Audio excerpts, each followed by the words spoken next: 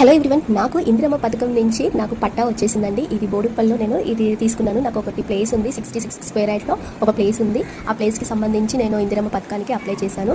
అయితే బోడుప్పల్ మొత్తానికి ఒక 53 మెంబర్స్కి మన పట్టా ఇచ్చారు. ఈ పట్టా పంపిణీలో నేను మీటింగ్కి అటెండ్ అయ్యాను.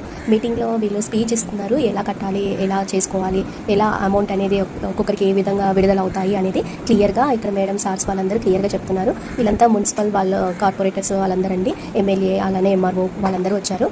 వాళ్ళందరి చేతుల మీదుగా ఒక్కొక్కరికి పట్టా ఇచ్చారు. మా వార్డు నెంబర్ వచ్చేసి ఉప్పల్లో, వార్డు నెంబర్ చెప్పొచ్చో లేదో అనేసి నేను మెన్షన్ చేయట్లేను. ఇప్పుడైతే ఉప్పల్లో నా ప్లేస్ నేను నెక్స్ట్ వీడియోలో మీకు చూపిస్తాను. అయితే మనకి వచ్చేసి ముగ్గు పోసుకోవాలి. ముగ్గు పోసిన తర్వాత ఫస్ట్ వాళ్ళు యాప్లో మన ల్యాండ్ని అప్లోడ్ చేసుకుంటారు అనేది క్లియర్గా చెప్తున్నారు. ఒక్కొక్క వార్డుకి 2 చొప్పున సార్స్ వస్తారు మున్సిపల్ నుంచి.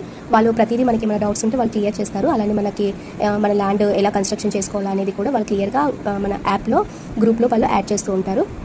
అమౌంట్ కూడా వాళ్ళు అప్లోడ్ చేసే దాన్ని బట్టి మనకి అమౌంట్ వస్తుంది. వాళ్ళు చెప్పినట్టు మనము కన్స్ట్రక్షన్ చేసుకుంటే ఎలాంటి ఇబ్బంది ఉండదు అనేసి ఇక్కడ సార్స్ మేడమ్స్ అందరూ చెప్తున్నారు చాలా క్లియర్గా. ఈ మీటింగ్లో అంతా మీటింగ్ అయిపోయాక కూడా మనకి ఏమైనా డౌట్స్ ఉంటే అడగమని చెప్పారు. ఇది వచ్చేసి 400 స్క్వేర్ ఫీట్ నుంచి 600 స్క్వేర్ ఫీట్ లోపు మనం కన్స్ట్రక్షన్ చేసుకోవాలి. అలానే మేడ్చల్లో ఆల్రెడీ కన్స్ట్రక్షన్ చేసిన హౌసెస్ ఉన్నాయి. ఎవరైనా చూడడానికి వస్తే బస్ కూడా పెడుతున్నాము ఫ్రీగా, ఎవరైనా ఇంట్రెస్ట్ ఉంటే రావచ్చు అనేసి చెప్పారు.